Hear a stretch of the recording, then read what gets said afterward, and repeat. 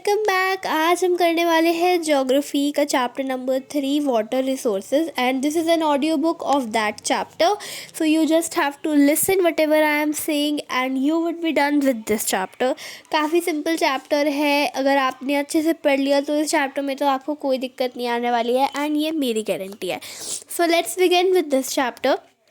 So water resources chapter में हम पढ़ते हैं फ्रेश वाटर के बारे में कि जैसे फ्रेश वाटर होता है वो मेनली जो है सरफेस रन ऑफ से एंड ग्राउंड वाटर से मिलता है, जो कि रिन्यू और रिचार्ज होता रहता है थ्रू हाइड्रोलॉजिकल साइकिल। कई बार क्वेश्चन बनता है कि क्यों पानी रिन्यूएबल रिसोर्स है, तो इसीलिए वो रिन्यूएबल है क्योंकि वो जो पानी होता है वो हाइड्रोलॉजिकल साइकिल के थ्रू या ग्राउंड वाटर से या रन ऑफ से क्या है बार बार रिचार्ज होता रहता है। बट दैट डजंट मीन कि पानी की कमी होना अच्छी बात है। कोई बात नहीं, हो रही है तो वापस बन जाएगा, क्योंकि इतनी भी जल्दी पानी नहीं बनता है। अब वाटर की स्कैरसिटी होने के वजह क्या है? पानी की स्कैरसिटी होने की 5 वजहें हैं। सबसे पहले है ओवर पॉपुलेशन, दूसरा है फॉलिंग ग्राउंड वाटर लेवल्स, तीसरा है अर्बनाइजेशन, चौथा है इंडस्ट्रियलाइजेशन एंड फिफ्थ है बैड क्वालिटी ऑफ वाटर। अब फटाफट से इन पांचों की पांचों पॉइंट्स को मैं अच्छे से समझा देती हूँ। तो ओवर पॉपुलेशन में क्या है कि जैसे जैसे पॉपुलेशन बढ़ेगी डिमांड्स बढ़ेगी पानी की। अब पानी की डिमांड्स बढ़ेगी तो पानी की कमी होगी। जैसे कि अगर जैसे पॉपुलेशन बढ़ती है तो खाने की डिमांड बढ़ती है, वैसे पानी की भी बढ़ती है। अब ज़्यादातर फार्मर्स क्या करते हैं, वो अपने खुद के ट्यूबवेल्स बनाना शुरू कर देते हैं एंड फिर ग्राउंड वाटर से इरिगेट करते हैं अपनी फील्ड को, जिससे ग्राउंड वाटर कम हो रहा है। तो ग्राउंड वाटर के लेवल्स क्या है अब फॉल कर रहे हैं। इसी के साथ साथ इंडस्ट्रियलाइजेशन हो रहा है। जैसे जैसे इंडस्ट्रीज़ सेटअप हो रही है तो इंडस्ट्रीज़ के जो एफ्लुएंट्स है उनकी वजह से पानी जो है इतना ज़्यादा गंदा हो जाता है और इंडस्ट्रीज़ ऑब्वियसली अपने काम करने के लिए पानी का तो यूज़ करती है, तो एक तो पानी के अंदर डाल के वाटर पोल्यूशन ज़्यादा क्रिएट कर रही है और पानी खुद भी वो यूज़ कर रही है, तो उस वजह से पानी की कमी हो रही है। अर्बनाइजेशन में क्या हो रहा है कि अर्बन लाइफस्टाइल को जो है पानी ऐसा देखा गया है कि ज़्यादा चाहिए होता है। रूरल लाइफस्टाइल में उतना ज़्यादा पानी का यूज़ नहीं होता जितना अर्बन लाइफस्टाइल कर रही होती है। तो इसी वजह से अर्बन सेंटर्स की मल्टीप्लिकेशन होने की वजह से आजकल जो हो रही है उस वजह से पानी का बहुत ज़्यादा यूज़ होने लगा है। जैसे MNCs वगैरह है, वो क्या कर रही है कि लार्ज इंडस्ट्रियल हाउसेस बना रही है, तो इस चक्कर में जो है काफ़ी ज़्यादा पानी जो है वो यूज़ होने लग गया है, जिस वजह से वाटर स्कैरसिटी हो रही है। फिफ्थ पॉइंट है कि पानी की जो क्वालिटी है वो भी क्या है गंदी हो रही है। तो चाहे वो इंडस्ट्रीज़ हो या वेस्ट मटेरियल हो, उनका पानी में डालने से वाटर पॉल्यूशन हो रहा है, जिस वजह से अब वो पानी जो है फिट तो है नहीं पीने के लिए, उस पानी को आप पी तो नहीं सकते हो, तो वो पानी हो या ना हो हमारे लिए एक बराबर है। तो इस चक्कर में दिक्कत हो रही है। और पानी कैसे पॉल्यूट हो रहा है? Through industrial waste, chemicals, pesticide, fertiliser which are used in agriculture. These are all the things. Now we come to why we need to conserve water. तो सबसे पहला to safeguard us from health hazards, to continue our livelihoods. Third, also ecological crisis से अपने आप को बचाने के लिए, लैंड डिग्रेडेशन से अपने आप को बचाने के लिए, ठीक है, प्रिवेंट करने के लिए लैंड डिग्रेडेशन को, और इंश्योर करने के लिए food security. To ensure food security is also a really important point. तो इन पांचों पॉइंट्स को आपको अच्छे से याद रखना है, क्योंकि ओवर एक्सप्लॉयटेशन भी हो रही है ना, मिसमैनेजमेंट हो रहा है पानी के रिसोर्सेज का, जिस वजह से इकोलॉजिकल क्राइसिस वैसे ही बढ़े जा रहे हैं। ठीक है, सो these are the all things that you have to remember। ठीक है, ये आपका नीड टू कंजर्व हो गया। अब एक बहुत इंपॉर्टेंट चीज़ है जो बाद में आपकी ऐड हुई थी, विच इज़ जल जीवन मिशन। अब ये गवर्नमेंट ऑफ इंडिया ने ये जल जीवन मिशन इसलिए बनाया था ताकि रहने की और जीने की जो क्वालिटी है वो अच्छी हो जाए। तो JGM का जो मेन गोल था वो ये था कि पोर्टेबल पाइप्ड वाटर को हर जगह पे पहुंचाया जाए, ठीक है, at the surface level of 55 litre per capita per day. Piped water जो है लोगों के घरों में भेजा गया था थ्रू टैप वाटर कनेक्शन, मतलब लोगों के घर में टूटी से पानी निकलता था, पोर्टेबल पाइप्ड वाटर, ठीक है। और कितना आ जाता था रोज़? 55 litres per capita per day. ठीक है, तो रोज़ 55 लीटर्स तो जाता ही था। So this was JJM. Now we will come to multipurpose river projects and integrated water resources management. तो अब हम पानी को कंजर्व कैसे करें, मैनेज कैसे करें, इसके लिए हमारे पास आते हैं multipurpose river valley projects. But उससे पहले हम कुछ हाइड्रोलिक स्ट्रक्चर्स एंशिएंट इंडिया में जो थे उनकी बात करते हैं। तो श्रृंगावेरापुर में, जो कि इलाहाबाद के पास पड़ता है, वहाँ पर सोफिस्टिकेटेड वाटर हार्वेस्टिंग सिस्टम बने थे। जैसे कि जो मेन जो थे उनका काम जो था वो था रिवर गंगा के जो पानी है उसको चैनल करना, तो ये इनका मेन काम था। ठीक है, now we come to second one कि बहुत सारे वाटर हार्वेस्टिंग सिस्टम जो है चंद्रगुप्त मौर्य के टाइम पे बने थे। इसके अलावा बहुत सारे जो है सिस्टम्स, इरिगेशन वर्क्स जो है एविडेंसेस हमें मिले हैं, जैसे कोल्हापुर से मिले हैं, बेन्नूर से मिले हैं, कलिंगा से मिले हैं। तो ये सारी जगहों से हमें आज भी एविडेंसेस मिले हैं ऑफ सोफिस्टिकेटेड इरिगेशन वर्क्स। ठीक है, एंड चंद्रगुप्त मौर्य के टाइम पे डैम्स, लेक्स और इरिगेशन सिस्टम बिल्ड हुए थे। मैं एक बार वापस रिपीट करा रही हूँ। एंड फोर्थ हमने देखा कि भोपाल लेक जो था that was one of the largest artificial lake which was made in the 11th century. And 14th century में हौस खास जो कि दिल्ली में है, वहाँ पर क्या बनाया गया था, एक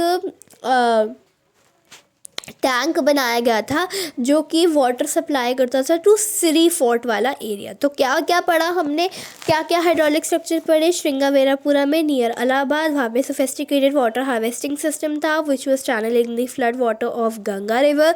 चंद्रगुप्त मौर्य के टाइम पे डैम्स, लेक्स, इरिगेशन सिस्टम्स बने थे। एविडेंसेस ऑफ इरिगेशन सिस्टम जो है बेन्नूर, कोल्हापुर वगैरह में पाए गए हैं, नागार्जुनकोंडा में भी पाए गए हैं। 11th सेंचुरी में Bhopal lake was one of the biggest largest artificial lake that was made at that time. इसके अलावा हमने देखा कि हौस खास में एक टैंक बनाया गया था बाय इल्तुतमिश, जो कि सिरी फोर्ट में पानी को सप्लाई करता था। Now, what are dams? Dam is a barrier across flowing water which retards the flow of water, often creating a reservoir. और यही जो है आपकी डेफिनेशन है डैम की, कि एक ऐसा बैरियर जो डायरेक्ट करता है या रिटार्ड करता है पानी का flow, that is known as a dam. अब डैम को क्लासिफाई किया जाता है according to the material made. तो टिम्बर डैम्स होते हैं, एम्बैंकमेंट डैम्स होते हैं। अगर बात करें उनकी हाइट के हिसाब से तो फिर डैम्स जो है मेजर डैम्स और high dams, medium height dams, low dams, ऐसे जो है पाए जाते हैं। एंड इस तरीके से मटेरियल वाले में आपके एम्बैंकमेंट डैम्स और मेसोनरी डैम्स भी आते हैं। तो ये सारे तो हो गए आपके डैम्स। अब डैम्स का क्या क्या फ़ायदा होता है, you can listen that and you can learn that by a mnemonic which is WIFER. तो WIFER, वाइफर। सो W से क्या है कि वो वाटर हार्वेस्ट करता है, I से इरिगेशन, F से फ्लड कंट्रोल, E से क्या होता है इलेक्ट्रिसिटी जनरेशन, R से क्या होता है, R से आपका होता है रिक्रिएशन। एंड इसके अलावा F से आपका फ़िश ब्रीडिंग भी होता है, फ्लड कंट्रोल के साथ साथ फ़िश ब्रीडिंग भी होता है। और I से आपका इनलैंड नेविगेशन भी होता है, इंडस्ट्रियल यूजेस के लिए भी होता है। तो ये सारी क्या है डैम्स के फ़ायदे हैं कि डैम्स किस किस चीज़ों के लिए यूज़ होता है। ऐसा जवाहरलाल नेहरू का भी मानना था कि डैम्स जो है वो टेम्पल्स है मॉडर्न इंडिया के, क्योंकि उनसे जो है इंडिया की बहुत अच्छी डेवलपमेंट होगी अकॉर्डिंग टू जवाहरलाल नेहरू। ठीक है, and this is all about dam के फ़ायदे। बट क्या डैम हमेशा अच्छा ही रहेगा? देखो, जैसे डैम जो है वो सतलुज 20 रिवर में बना था, भाखड़ा नांगल प्रोजेक्ट बना था। बट डज दैट मीन कि dams are always good? No, dams are not always good. Dams के कुछ ड्रॉबैक्स भी होते हैं। तो डैम्स के ड्रॉबैक्स को हम पढ़ते हैं दो तरीक़ों में, एक होते हैं ड्रॉबैक्स और एक वह है implication of excess utilisation of water. तो दोनों तरीक़ों से क्वेश्चन आ सकता है, बट आंसर्स उनके अलग अलग होंगे। तो डिसएडवांटेजेस पे आते हैं। सबसे पहले जो डैम्स में जो पानी होता है वो सेडिमेंटेशन की वजह से क्या होता है कि डैम जो है ना वो सेडिमेंटेशन हो जाता है, उसमें तो छोटे सेडिमेंट आके क्या है बैठ जाते हैं उसमें। तो पानी जो है डैम्स के थ्रू जा ही नहीं पाता है। ठीक है, ये दिक्कत होती है, तो regulating and damming of river because of sedimentation at the bottom of the reservoir is a really bad thing. बहुत बुरा डिसएडवांटेज है, जिसकी वजह से फ्लड और आते हैं, कंट्रोल नहीं होते, आते हैं। और इसके अलावा डैम से क्या होता है कि एक्वेटिक लाइफ को भी बहुत ज़्यादा दिक्कत होती है जीने में। लोकल जो लोग रह रहे हैं उनका डिस्प्लेसमेंट हो जाता है, ठीक है। इसके अलावा क्या होता है कि बहुत सारे इंटर स्टेट वाटर डिस्प्यूट्स होते हैं कि डैम को बनाने में, कि भाई तुम डैम मत बनाओ, ये करो वो कर, तो मतलब सबके अलग अलग जो है प्रॉब्लम्स आती रहती है। प्लस डैम से फ्लड, जैसे कि मैंने बोला, फ्लड होती है बल्कि, और जो अच्छी खासी एग्जिस्टिंग वेजिटेशन होती है, तो हमने क्या क्या पढ़ लिया कि अच्छी खासी जो एग्जिस्टिंग वेजिटेशन है वो हट जाती है, सेडिमेंटेशन हो जाता है, और बहुत सारे डिस्प्यूट्स होते हैं, फ्लड कंट्रोल नहीं होती है बल्कि लोकल लोगों का डिस्प्लेसमेंट होता है, एक्वेटिक लाइफ को जीने में दिक्कत आती है। अब देखो, नर्मदा बचाओ आंदोलन तो आपका कट हो गया है, बट फिर भी मैं आपको थोड़ा सा बता देती हूँ कि नर्मदा बचाओ आंदोलन जो है बना था जब सरदार सरोवर डैम को बनाया जा रहा था नर्मदा रिवर पे। तो इसका बेसिकली नर्मदा बचाओ आंदोलन का जो मेन मोटिव था वो ये था कि जो भी एनवायरमेंटल इश्यूज़ है ट्रीज से रिलेटेड, वो उनको बचाया जाए, और प्लस जो भी पुअर सिटीजन्स हैं जिनको डिस्प्लेस किया गया था डैम बनाने के लिए, उन्हें पूरी अच्छी सी रहने की फैसिलिटीज़ प्रोवाइड करी जाए, ठीक है। तो एनवायरमेंटल इश्यूज़ पे देखना और जो डिस्प्लेस लोगों हैं उनकी मदद करना, ये सब चीज़ें जो है हुई थी। अब सरदार सरोवर डैम की बात करते हैं। ये सरदार सरोवर डैम आपकी 4 स्टेट्स में के ऊपर बना था, मध्य प्रदेश, गुजरात, महाराष्ट्र और राजस्थान, ठीक है। अब ये सरदार सरोवर प्रोजेक्ट जो है उसने पानी की रिक्वायरमेंट जो भी ड्रॉट प्रोन एरिया है, जैसे कि गुजरात है, राजस्थान है, वहाँ पर पहुँचाने का काम जो था वो सरदार सरोवर प्रोजेक्ट का था। अब बात करते हैं implication of excess utilisation of water. तो इरिगेशन ने जो है क्रॉपिंग पैटर्न को चेंज करा है, ठीक है।